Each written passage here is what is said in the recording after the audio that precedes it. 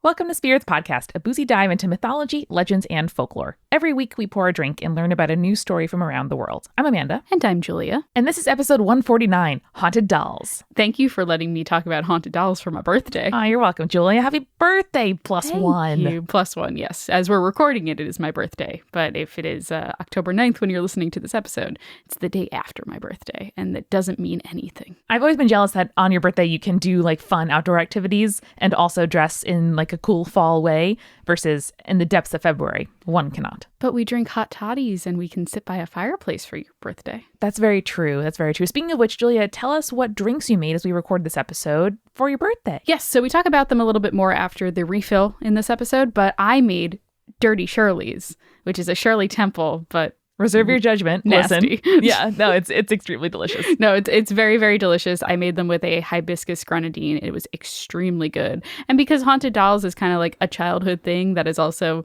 fucked up, I figured Shirley Temple that's also fucked up is a great way to do it. Classic. Do you know who I would serve hibiscus grenadine to and be like, listen, have more if you want, you deserve it? Is that our new patrons? Our new patrons, Thick Cutie, Same, Addie, Dennis, Austin, Molly, Charlotte, Emily, Alan, Tara, and Nikki, who join the distinguished ranks of our supporting producer level patrons: Philip, Eeyore, Megan, Skyla, Samantha, Sammy, Josie, Neil, Jessica, and Phil Fresh, and Julia, those legend level patrons: Audra, Chris, Mark, Cody, Mr. Folk, Sarah, and Jack Marie. Oh, gosh. I would save you all from haunted dolls. I would take a haunted doll into my possession so that you no longer had to have it. Damn. That's saying something, right? I'm a little jealous. That's a lot. Yeah. I will put myself out there for our patrons. They deserve it. Speaking of which, Julia, if you're like, I don't know, babysitting a regular baby or a haunted doll, what should we be reading, watching, listening to this week? So on the ride here to the studio, I started listening to Passenger List, which is written by our friend of the show, Lauren Shippen. Good friend. It's incredible. It's really, really good. It's got Kelly Marie Tran from episode 8 of Star Wars. It's the good one, in my opinion. People on the internet will yell at me, I'm sure. Extremely great. She's wonderful. Also, Patti LuPone is in it. I can't. It's just, that's a selling point for me always and forever. It's like, oh, yeah, you know, this thing, it just sounds really dull. And then they're like, yeah, but Patti LuPone's in. I'm like, sign me up for that thing. Yeah, I don't care. I'm here for it. It's extremely good, though. Extremely good. A little spooky. A little spooky. A little mystery. Good stuff. Good stuff. And speaking of spookiness, Julia, the day after this episode comes out, we are going to be in Boston, perhaps the spookiest place near us to spend some time in October in New England. And we're going to be doing a marketing workshop at Harvard, which is exciting because they rejected me when I was 18 from college. Still not better about it. It's fine, so it's fine. I'm just saying I get to lecture there now. So that's great. And then we're doing our Multitude live show. Yay! Yes, we're going to be playing a very fun game that I have invented called Trick or Treat. I won't tell you the details because, you know, we want you to come see the show and it's going to be a lot of fun. But Amanda is going to be put to a spooky test and I'm excited to see how she does. I cannot wait. Julia is also going to be participating as a, let's say, guest of honor in the final segment of the night. And we are so excited. It's the hosts you love from Multitude talking about subject matter that we love in new and inventive ways. So it is super exciting. You will really enjoy yourself. I promise. We'll have merch there for sale. We'll have an exclusive tour poster, all kinds of stuff. You can come shake our hands, watch us drink beer at the bar afterward, give us a hug if you're into that, have us sign your books, which, you know, I'll sign any book. Yes, Amanda will sign any book. I've seen it happen. But I'll sign any tangentially spirits related book. But we are so excited. And if you want to keep in the loop about this show, about future workshops, events, live shows, merch maybe that we are coming up with, I don't know, sign up for our mailing list. Go to multitude.productions and sign up for the email list at the very bottom of the page. And you'll be the first to know about all new exciting things Multitude. Yes, absolutely do it. Amanda's emails are fantastic. You'll actually be excited to see them in your inbox rather than being like, another old Navy one. And I promise never to include images of the things we talk about on today's episode of Spirits Podcast, episode 149, Haunted Dolls.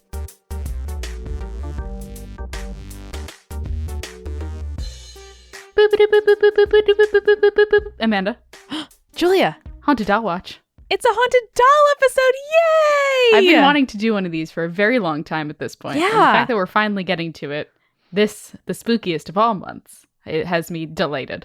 What better way to really get into our October than with a haunted doll roundup. Okay, so Amanda, we're going to start off by me asking you to take a moment Yep. and tell me what you think of immediately when I say the word haunted dolls. Wide, ever seeing, never sleeping eyes, like glass. Maybe they move on their own when you think they're not looking. Probably like a Victorian dress or some kind of like antiquated looking dress. Like I don't think of, Kit, the American Girl doll, as necessarily being haunted. Okay, interesting. Yeah, just like limbs or heads moving when they should not be, and like kind of turning to look at you. Okay, all right, interesting. So movement on its own is a big one. You're going Victorian style, so the classic like woman in white but in doll form. Yeah, or like pink. It can look like a traditional sort of kid's toy, but something like flowery, lacy, kind of frippery in the clothing. And I feel like levitation on their own too might be a haunted element. Ooh, okay, interesting. So the cool thing is, haunted dolls, they're not just a recent revival by people trying to make money off eBay, which we'll talk about in a little bit. Ooh. But they actually date back centuries. So one of the first examples of a quote-unquote haunted doll can be traced back to the 20th century BCE. But instead of a doll, they appeared as wax figures. Oh. So, in fact, it was believed that Egyptian wax figures could be molded and malleable, so therefore it made them a powerful material in order to inflict change and harm onto creatures. Interesting. So there are stories of Nectanebo II, who was said to be a great magician and who had a secret room in his palace full of wax figures that he would use to defeat armies of his enemies. Oh, shit. And then there was another example of the use of wax figures that's traced back to the judicial records of Ramses III, who had many of his enemies tried on the accusation that they were trying to use wax figures in order to weaken and potentially kill him. I mean, in a world where candlelight is your only light at nighttime, that is extremely kind of witch trial to be like, there is wax in his home. He's trying to kill me. He must, but it's oddly shaped like a human. And it's like most candles. And it's in the design of the pharaoh. Odd. Yeah. I guess there's no like pharaoh scented candles that are being sold when people visit the capital, huh? No, I don't think so. I don't think that was like a marketable thing back then. Or you could call it a pharaoh scented candle, and it would be the smell of the pharaoh as he is killed. No. Ooh, no, don't like that. No good. No good. No. Poppets are also another example of dolls with supernatural abilities. So these date back to Greek and Roman times, with examples being found all through the ancient Mediterranean. In terms of mythological ties, Hecate's worshippers were said to use bronze and lead poppets as a way of binding lovers, which is very cool. So one such notable worshiper was Samatha, who melted a wax figure of her lover Delphus. So here's the quote from Theocritus's work, quote, The Witches. That's the English translation of it. It's a very cool name in Greek that I'm not going to try and pronounce. Here's the quote. Delphus has brought me pain, and I burn this bay leaf against Delphus, as it crackles in the flames with a sharp noise and flares, leaving no trace of ash. So may Delphus's body melt in the flame. Ooh, yes. I love an extrasensory haunting, and that little crackling noise really drives it home. I love like the dried bay leaf crack. I also just yesterday made butternut squash soup with several dried bay leaves. Ooh, haunted. Did you burn them in the hopes that they would destroy your lovers? No. Okay. No, good. I did not. So poppets and the way that they're used is known as sympathetic magic. So it's the same thing as the Egyptian wax figures, where the doll is meant to represent a being and then bring desired changes to their behavior. So they're typically seen now as a method that some modern day pagan practitioners use in sympathetic magic. Sure. So one of the things that really comes to mind for a lot of people when we start discussing stuff like puppets and effigies is the voodoo doll. But in fact, traditional Haitian voodoo and Louisiana voodoo do not really hold that kind of sympathetic figural magic in high importance. You're telling me, Julia, that the film Scooby-Doo on Zombie Island portrays the use of voodoo dolls as, in fact, wrong? You know, now that I'm kind of looking into this, and we talked about Scooby-Doo on Zombie Island before I did the research on this episode, but it's probably more likely that they were using poppets and wax figures and the Scooby Gang just assumed that they were voodoo dolls, But in That makes fact, sense. it might be historically accurate that these white people would be using the dolls and not like people of color. Well, tell me what you have learned about voodoo dolls. What we think of as the voodoo doll is historically derived from Europe rather than the African diaspora. So cunning folk in Britain, I don't know if you know what they are, but they're basically like folk magic practitioners who would use folk magic as a way of warding off actual witch evil magic. So they were like accepted practitioners of magic. Interesting. Yes. So they would create rag dolls against witches that would then be pierced by pins or nails in order to inflict physical harm against the witches and then break the curses that they placed on local villagers. Fascinating. I never knew that there was a sort of like using magic against magic users phenomenon, but that makes complete sense. Yeah, and it's kind of like in D&D when you have a concentration spell and then you're damaged and then the spell ends. It's basically the same thing. So white people use what we would quote unquote call voodoo dolls, but not really people of color. Yeah, that sounds like the, project of systemic racism to put something on a group of people who you want to be seen as other that has almost nothing to do with their actual lived experience. So, yeah. So with a little bit of that background, I want to take a moment to figure out why we think that dolls, whether they're haunted or being used to influence others or not, why are dolls so dang creepy? What do you think? Well, I found a study that tells me what to think. Oh, good. So according to a 2013 study done by psychologist Frank Andrew, creepiness comes down to the fact that dolls evoke an uncertain amount of danger. So here's the quote from Dr. Andrew. He said, "You're getting mixed messages. If something is clearly frightening, you scream, you run away. If something is disgusting, you know how to act. But if something is creepy, it might be dangerous, but you're not sure it is. There's an ambivalence." So basically, he surveyed more than 1,300 people about what creeped them out the most, and actually collecting dolls was named one of the creepiest hobbies. Oh, no. I really think it's all the eyes. What is more important is that being creeped out makes you hypervigilant, which is why you feel on edge when something creeps you out. Right. When it comes to dolls, it's because human beings look at faces for information. So you look for intention, you look for emotion, you look for potential threat. But since doll faces don't have any of that information for us to use, our brain is just not into that whatsoever. And you can just project anything that you are worrying about onto the unchanging face. Absolutely. Really interestingly, the article talks a bunch about the uncanny valley, which, we talk about in video games and all of that kind of stuff. The actual phrase originated from a Japanese roboticist named Masahiro Mori in a 1970 essay, and the title of the essay was Bukimi no Tani, which better translates to Valley of Eeriness, which I think is so much better. That is extremely good. It's such quality stuff. I love it so much. So that is why we think dolls are creepy. We just can't get a read on them. And we're just like, oh, this looks like human baby, but it's not showing emotions of human baby. What is wrong with it? Yeah. And that also reminds me of some of our previous discussions of changelings. And depending on whether a person's exhibiting behavior or a baby is doing what we think of as like quote unquote normal behavior, our brains pick out differences from pattern and see it as a potential threat, like you said. So that's just, things come back around. We similarly talked about this too when I talked about the creepy clown episode. Yes. Which I don't really want to relive, but here we go. But again, it's the idea of the weird painted clown face is terrifying to us because it's a depiction that we can't see past. It's like wearing a mask. Yeah. And so that makes it creepier because we can't gauge the emotional connection that we would have with a quote unquote normal person. Very true. And then, Amanda, of course, there's the haunted doll market.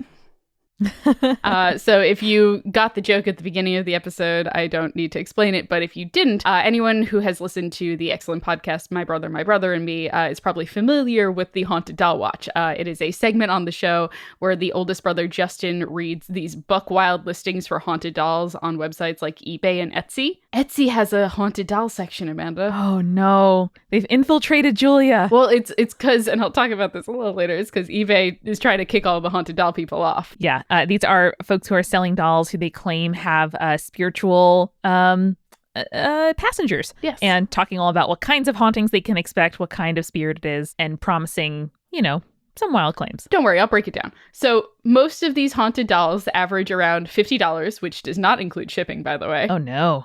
Or tax. Then tax, no. Tax. Spooky. Oh, the haunted doll. You must pay taxes on it. The listings tend to have a pretty standard formula. So they will tell you about the spirit's life story. They will tell you how the spirit died and came to occupy the doll. And then they will describe the doll's personality. The dolls are typically described as being active or highly active, because why buy a haunted doll if it's not going to do anything, right? Very true. So these active dolls tend to be advertised as moving on their own accord, making noises, or communicating via Ouija boards and even telepathy sometimes. Wow.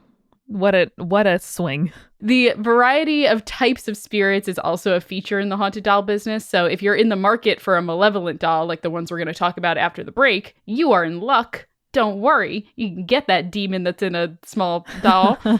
But if you're in the market for a doll that can be an artistic muse or might attract love life into your life, then there are listings for you as well. It's also super important to know, as we were pointing out before, that eBay policy strictly prohibits the selling of human souls and metaphysical items. Which they had to add in 2013. I want to see that email chain. I want to see the email chain where somebody is like, hey, Michael, I'm really sorry to bother you, but this is we're going to have to review our policy here. Sellers tend to get around these restrictions by claiming that they are, quote, for entertainment purposes only, or that they are selling the doll as is, which is excellent. So funny. That's so much like on LiveJournal after Warner Brothers sent like a takedown notice to a fanfic author where people just started putting copyright not intended in the like description of their fanfic, which like doesn't do A, that sentence doesn't mean anything. And B, saying I don't try to take your intellectual property doesn't mean that it's not, or that someone will argue it's not copyright fraud. It's not copyright fraud because it's fan fiction, but like, okay. All right. Oh, fan fiction. So interesting in so many different ways. I love it so much. To kind of avoid the eBay thing, a lot of doll listings are moving to Etsy now, which is not as strict in their can't sell human souls agenda. All I know is that I have fallen down the plant Etsy rabbit hole, and I've not made any purchases yet, because if I do, it will never stop. Yeah, no, I'm worried about your wallet in case you start to make more purchases. I also worry about like the shipping of plants. I feel like getting your local plant more important. It'd be more like plant supplies, different soil mixes or pots or something. But I'm not opening that door, Julie, because I don't know what lurks behind it. I feel like there's enough local places for you to kind of, instead of 100%. going to Etsy and having them shipped from however far away. Yeah, gotta be aware of our carbon emissions here, because climate change is the true specter. Yes, that is true. So now that we've got a little context on haunted dolls, I say we should go grab a refill, and then I can tell you about some of my favorite haunted dolls. Let's do it. Julia, we are sponsored this week by Calm. And as you know, not the most wonderful friend of mine, sleep. Can be very challenging, especially when you're on the road and in a new environment. I really enjoy that no matter how my evening is going, if I end up needing something to listen to when I'm up at night that isn't a podcast, because then I'll start getting into it and then get more awake and it just doesn't work for me to go back to sleep, I know that I can listen to Calm. They have wonderful soundscapes, they have guided meditations, they have sleep stories, which are bedtime stories for adults that are extremely well produced. So like the volume never gets too loud. It actually kind of gets softer over the course of the story. As you fall asleep. It's amazing. And they're just like, there's wonderful images for you to focus your mind on. It's calming. It's soothing. There are lots of trains. I love it so, so much. And Spirits listeners, today you can get 25% off a Calm premium subscription at calm.com/spirits. Yep, that is calm.com/spirits for 25% off a premium subscription. calm.com/spirits. Amanda, it's fall now. Sure is. And as the copy for this next product says, it's time to fall back into a healthy routine. So Care Of is a wellness brand that makes it easy to get the right vitamins, supplements, and protein powders for your specific needs. I think especially for me, as we kind of go into fall and a new season, I tend to, I have the seasonal affective disorder. So it makes it a little hard for me to transition into those darker evenings and, shorter days. So I was really excited for Care Of to sponsor us for the fall. So Care of is really, really easy to do. All you have to do is take their online quiz. It's short, it's fun, it takes 5 minutes, and you answer easy questions about your diet, your lifestyle, and your health needs. And then it's super, super easy and convenient. So your order gets shipped right to your door in these convenient deli little packs that are also biodegradable, which is the best part. They're compostable. Yo, so good. And Care of really cares about the difference that they're making. So like we said, they have that new compostable packs for all of their vitamins, but they also have vegan and vegetarian supplement options, which I think is really important and really cool that they provide those. Absolutely. And listeners, you can get 25% off your first Care of order at takecareof.com when you enter the code SPIRITS. Yep. Again, that is 25% off your first Care of order by going to careof.com and entering the promo code SPIRITS. And finally, Julia, this episode is brought to you by HelloFresh, which has given me my favorite go-to fall meal. I'm not even lying here, y'all. It is the pork tenderloin with potatoes and green beans. But the best part is this like fig jam balsamic sauce. Ooh. It is so good. And I immediately, the next time I went to the grocery store, bought the ingredients to like keep that in my pantry because I want it on everything, on chicken, on potatoes, on vegetables, on pork. Love it. I didn't get that one, but I did get the pork tacos that had this chipotle crema on top. And Jake is very picky about the kind of tacos that he eats. And oh my God, I'm saving the recipe so we can make it again. It was so freaking good. I love that. These meals are always easy to make. They're really simple. So whether you are a beginner cook or somebody who wants to like go in there and in just like half an hour, get your dinner to the table, it is really easy to do. They're delicious. We promise they are extremely good. And they're also really flexible. So you can add extra meals to your weekly order if you have like guests, for example, or you want to meal prep for your lunch. And then you can also add on sides like garlic bread or cookie dough, different things for you to add on to your meal, which I think is awesome. Yeah. And the really nice thing too is you can change when your delivery comes. So you don't have to have it every week or whatever. We tend to be traveling a lot, so I don't always get my HelloFresh order delivered because I'm in Portland or, Seattle or something. And they're really flexible about that too. And they take food preferences into account. So I was like, yo, I can't have onion or garlic, and that's a bummer, but please don't give me things that depend on that. And that's why I didn't get the tacos, because you had to get that onion. There was onion in there. That's good. It was quick pickle onion. It was very delicious. Quick pickle. I love it so much. Well, you today can get $80 off your first month of HelloFresh at hellofresh.com/spirits80 and enter the code SPIRITS80. Yep. Again, that is $80 off your first month of HelloFresh by going to hellofresh.com/spirits80 and then entering the promo code SPIRITS80 at checkout. And with that, let's get back to the show. I've actually made us some, I hate the name of this, but some Dirty Shirleys, which is like an adult Shirley Temple. But the important part in making an adult Shirley Temple is not the booze that you pick, but rather the quality of the grenadine that you pick. Yes, at my housewarming party, friend of the show, Andrea, from our Gender Fuck the Gods episode and cross-dressing episode, brought me fancy-ass grenadine, and I can never go back. Yes, I'm a big fan of B.G. Reynolds hibiscus grenadine, so that's what I made these with. That's the note. I wasn't able to place it. That little floral, so tasty. That little floral hop. I love it so much. It does remind me, though, the name, as regrettable as it may be, about the fact that some of these haunted doll listings do talk about the erotic nature to the doll, which is something. So the ones that I'm going to be telling you about, I did not pick any erotic haunted doll stories. I'm sorry to disappoint. I just want to say that's a thing that exists in the world, and we'll just move on past it. That is. So basically, Dirty Shirley. High quality vodka. I usually go Tito's. A really good grenadine. Like I said, the hibiscus grenadine, extremely good. A little bit of lime, a little bit of simple syrup, and then ginger beer to top it off. Very important. Delish. Yeah. Okay. So that's our drink for the day. It reminded me of childhood, but corrupted. So haunted dolls. Amen. Amen. So the first doll that I want to talk about is probably one of the most well-known, since she is kind of a pivotal part of the Conjuring film series, and that is Annabelle. I don't think you've seen any of these movies, Amanda. Am I right? No. Okay. So if you have seen the films, Annabelle is a much creepier version of what she looks like in real life. In real life, she is just a Raggedy Ann doll. You know what a Raggedy Ann doll looks like, right? I do. Yeah. So it just like kind of patchworky looking, like it looks like a child's toy. It's not remotely as creepy as most haunted dolls are. And in the film, she is like this cracked, worn out porcelain doll style of creepy, which is the one that you kind of alluded to at the beginning of the episode. But no, it's just a Raggedy Ann. I think the more sort of realistic looking the face, like you were saying earlier, the higher the creep factor. So Raggedy Ann doll seems like a kid's toy, and not like a simulacrum of a person. Right. And I think it's interesting too, because the Raggedy Ann doll is like one of those dolls that like all of the kids during that time had one of those. It's like having a Furby, It was in every home.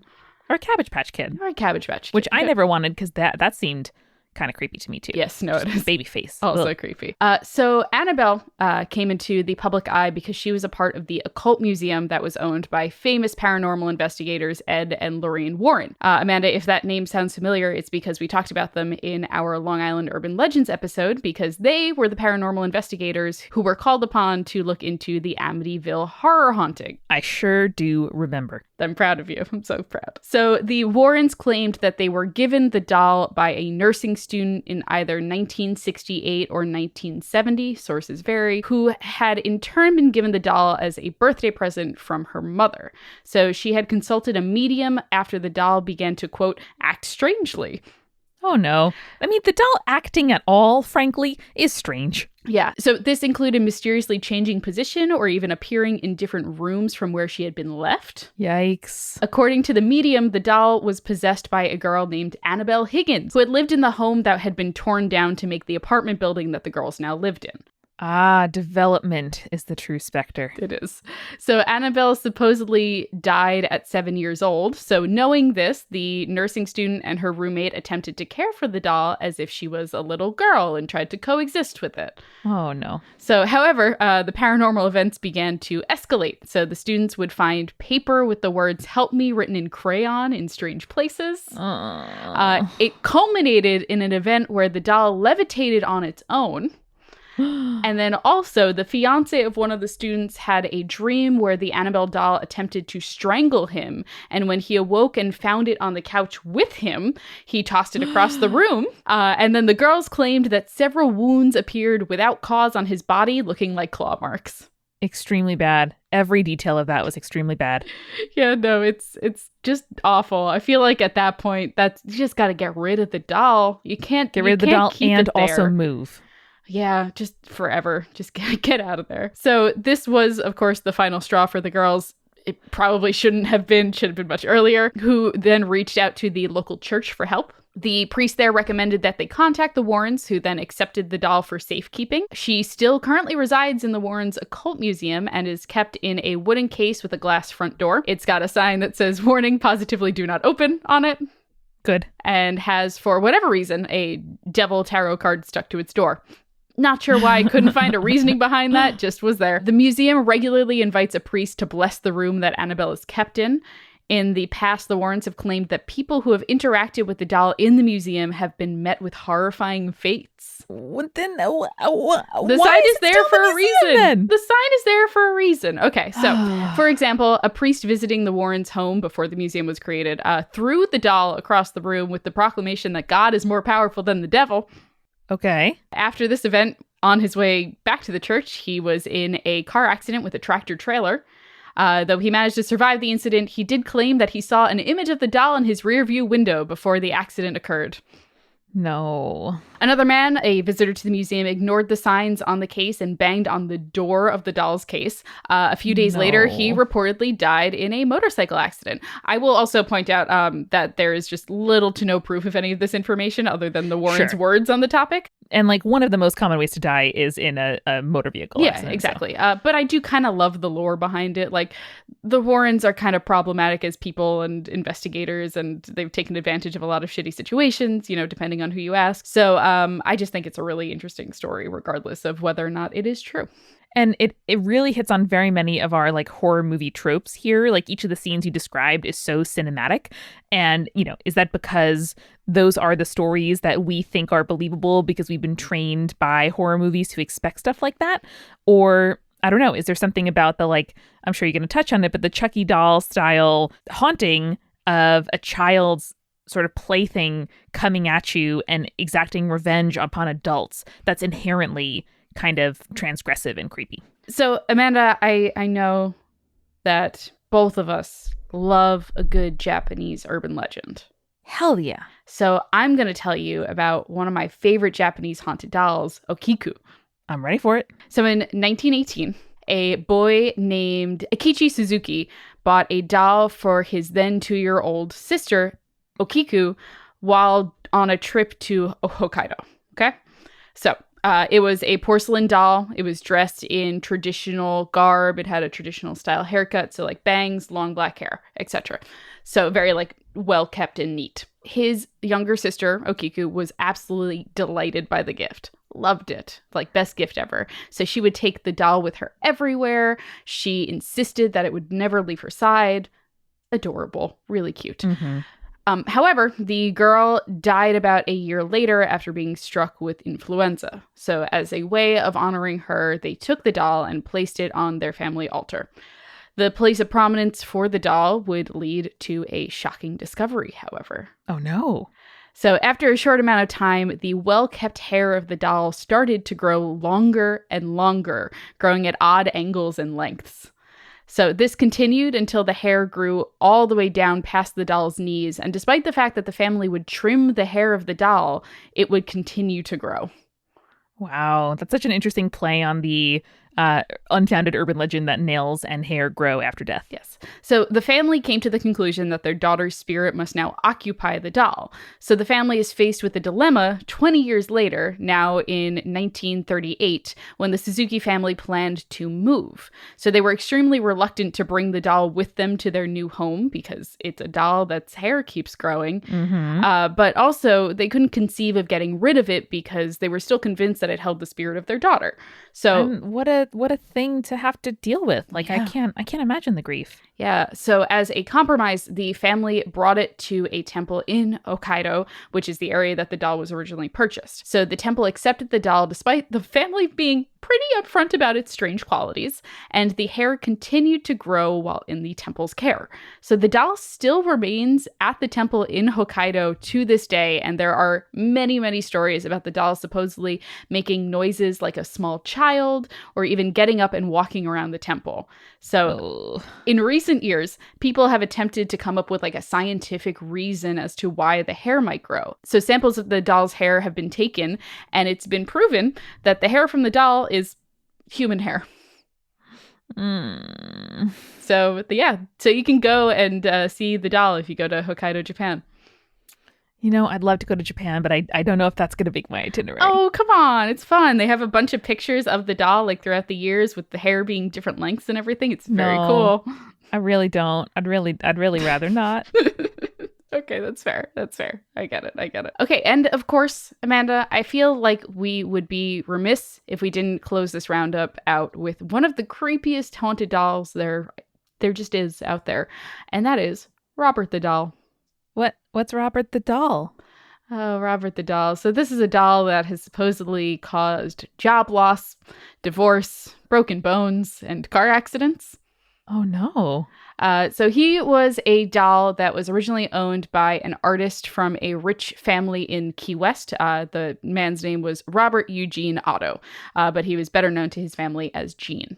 So Robert the doll was originally given to Gene as a birthday gift by his grandfather, who had brought the doll back to the States from a trip to Germany. So after digging into some points, I kind of determined that Robert was probably not intended to be a child's toy, but rather he was probably used as a window display by the Steiff Company. So you might know the Steiff Company for one of their other famous inventions, the classic teddy bear. Okay. Mm-hmm. So these folks know what they're doing in the kids' toy department. Yeah. Absolutely.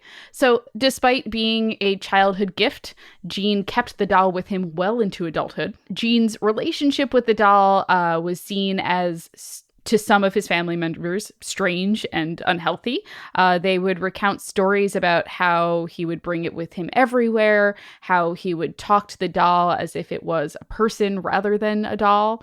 Like most children, Gene would blame the doll for accidents, but adults in Gene's life would tell stories about how the doll would seemingly move on his own, even when he wasn't in the presence of Gene. I feel like the fact that the doll is male is also creepy, because we have so many examples of like, you know, like I was describing earlier, the sort of like wife in the attic, you know, like Victorian woman doll. And something about a male doll seems really sinister. Yeah. Interestingly, Robert is traditionally shown wearing a little sailor's outfit. Right. Which people have speculated that was one of Gene's childhood outfits that he then dressed the doll in after he grew out of the clothes. Because Robert the doll is a pretty big doll. He's like, you know, toddler sized. Oh, no, that's very scary. It's very bad. Also, like, I don't know. I hope this doesn't, obviously it's going to end poorly because we're talking about it on Spirits, but people have comfort objects and like that's not out of this world. There's nothing wrong with that. Listen, people have comfort objects. It's totally fine if that's the thing that like, you know, brings you comfort and, you know, helps you out in situations where you might, you know, be going through something rough. More power to you. When they start being haunted though, that's when it gets a little creepy. Yeah. Haunting no good. So Robert stayed with Gene for the rest of his days, and when he died in 1974, his house was bought by Myrtle Reuter, who took custody of the home as well as its occupant, Robert the doll. No, see, you don't buy a house with a Robert the doll in it. You do, apparently, especially when it's good real estate in Key West. Julia, no beach is worth that. I don't know about that. So it seems that Robert got a little bit more active after his owner died. Just a little. Or is it that the owner joined Robert in that spirit in the doll, and now there's double the energy? Oh, you got a good point there. Okay. So Myrtle and guests would often hear footsteps in the attic where Robert was kept. And of course, childlike giggling. No. Probably shouldn't keep him in the attic. I feel like you should give him a prominent display. Yes. You know? Yes. You have to keep it satisfied, but also within sight at all times. Yes. Okay, good. So some people would sometimes either insult Robert the doll or Gene in front of the doll, and they would claim that the doll's expression would change, which goes back to the creepy level of dolls in itself, is that like, doll, their expression never changes. It's always creepy. It's always the same one flat note. The fact that the doll's expression changes, somehow so much worse. It really is. And expecting that to happen and not having like a sort of unchanging thing that your brain is constantly trying to like scry for information is really just asking you to imagine facial expressions changing. Yeah, no, don't like that. So this kind of went on for about 20 years. And much too long. Until Myrtle decided that it was time to donate the doll to the Fort East Martello Museum. So suddenly, Robert became a very popular attraction at this museum. Interestingly, Robert the doll gets a lot of mail. Oh, no. 1 to 3 letters a day, according to the museum. Was this like a very popular story? Yeah. Do you want to guess what the letters are about? These 1 to 3 letters a day. Are they like marriage proposals? They're not. Interesting. Okay. Most of them are apologies. To their own Roberts the doll? No, to Robert the doll. No. But is it from people who got rid of their dolls and want to beg for forgiveness? So it is from people who visited Robert at the museum and then disrespected Robert the doll. No. People who disrespect Robert the doll report having misfortunes fall upon them after visiting the museum. So this is when I said Robert the doll causes broken marriages, broken bones, car accidents, all that kind of stuff. I mean, listen, misfortune befalls you all the time. It's not necessarily correlated to the doll you saw. Well, maybe don't insult random objects that you know may or may not be haunted. Also good. Also be nice to AI. Don't just demand things from It's absolutely true. Your women-coded AI. Good point, Amanda. So in order to appease Robert, many visitors bring him candy, money, and again, this is according to the museum, the occasional joint. Oh, okay. Thanks, Florida. Right. See? Florida fucks. So obviously there are a bunch of other haunted dolls, both in pop culture and as real life examples, but I thought these really highlighted kind of the global interest in these bad boys, you know? Yeah. There's this really interesting one in Singapore that I wanted to talk about, but I didn't have like enough information on it. But basically, it's a Barbie doll that is displayed in a memorial temple that is said to have supernatural powers. I don't have a lot of information about it, but if one of our listeners does, I would love to hear more about this because it fascinates me in a way that I can't quite express it's really interesting to me. Yeah, that like juxtaposition between a doll for fun and a place of remembrance and mourning is inherently it's asking for drama. Yeah, absolutely. So if you have information about that Singaporean Barbie doll that is worshipped and has supernatural powers, I want to hear all about it, please. But Amanda, what are your feelings on haunted dolls after this new information, some historical background, some great examples? Not just eBay listings. Well, it sounds like Victorian dolls did not offend. Yeah, it sounds like we have very many examples in ancient history. We have some contemporary examples and some from the early 20th century. But I think the doll in the long sweeping dress is probably going to be pretty okay. Yeah, no, for the most part, I think we've just inherently learned yes, old things are creepy, and we're at the period of time where Victorian style is quote unquote old to us. So I imagine that's why it's fundamentally creepier, but not as many examples in real life of those kind of haunted dolls that I've seen. Yeah, I'm also just thinking back to how much I did and kind of still do think that objects have feelings. As a kid, the movie The Brave Little Toaster really fucked me up, and I threw a tantrum, sobbing and crying when my parents renovated our house and replaced our old kitchen sink with a new one, and I was just so attached to it and didn't want it to go anywhere, and I was mourning the sink and had to go to the dump to say goodbye to it. That's adorable. And that's pretty much how I still am. I love my robot son cleaning vacuum, and I love my plants and I want them to be well. And I feel bad if I drop a pen, oh no. And so it sounds really silly, but part of me definitely believes that objects, deserve respect in the way that people do. And I think one extreme of that is, well, if you wrong them, then they will make their own revenge. Yeah. And that definitely fits into the stuff we've been talking about today. Absolutely. I just sent you a picture of Robert the doll, by the way. I am not going to look at it. I'm sorry, Do babe. it. No, I don't. Okay. And you can see he's surrounded by all of his letters that people sent being like, hey, sorry about that. My wife and I got divorced. I think what's creepier than Robert is the dog that Robert is holding. It is also very creepy. I will give you that. Yeah. It is it's a whole thing there. The eyes are terrifying too. Also, his little weird Grinchy looking feet. The feet are very Grinchy. Yeah. That's very true. And you're right. The sailor outfit definitely looks like a real person's outfit. Mm-hmm. Yeah, for sure. Boy. Robert, we find you very attractive, and please don't do anything to us. Robert, I respect your right to live your life. I just do not wish to intersect with it.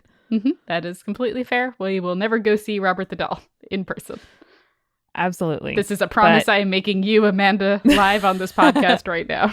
Thank you. I truly appreciate it. And I hope that Florida listeners do not tread there. But in case you go near it or have to drive by or even think of it, just remember, stay creepy. Stay cool. Thanks again to our sponsors at calm.com/spirits. You can get 25% off your Calm premium subscription. And at takecareof.com with the code SPIRITS, you can get 25% off your first order. And HelloFresh.com/spirits80 and the code SPIRITS80 will get you $80 off your first month of HelloFresh.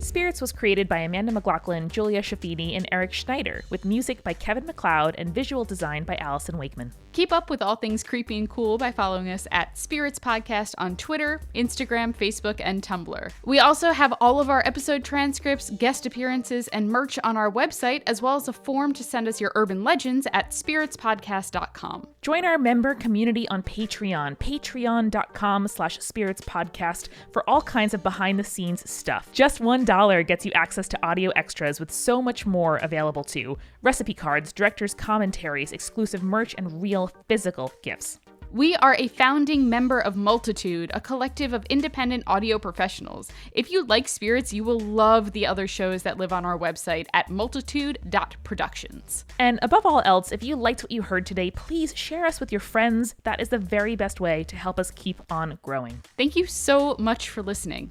Till next time.